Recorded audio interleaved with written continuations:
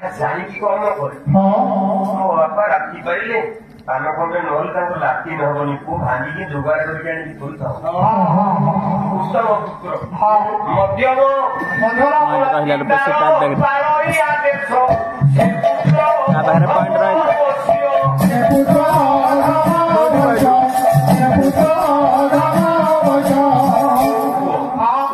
ବାପାଙ୍କର ଆଦେଶକୁ ପାଳନ କରେ।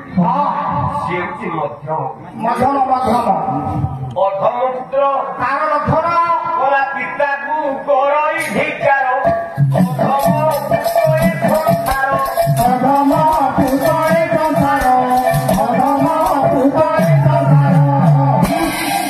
যে বাপাকে ধিকার করে বা গাড়ি করে নিন্দা করে সে নির্লজটা হচ্ছে অধম পুଅ। ବାପାକୁ ତାକେ ଜମା ମାନେନି, ବାପା ଗୋଟେ ଆରେ ପୁଅ ଗୋଟେ ହେଲା ଅଧମ।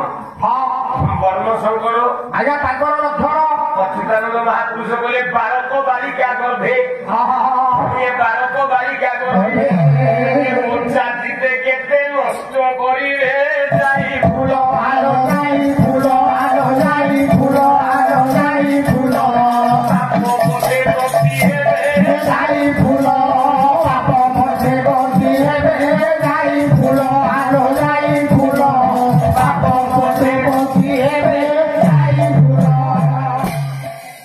ତାହେଲେ ଏ ଯୁଗରେ ନାରୀ ବିବାହ ପୂର୍ବରୁ ଗର୍ଭବତୀ ହବ, ପର ପୁରୁଷ ସାଙ୍ଗରେ ମନ ରଖିବ। ଆଜ୍ଞା ଯୋଉ ସନ୍ତାନଟା ଜନ୍ମ ହବ ସେଟା କର୍ମ ସମ୍ପଦ।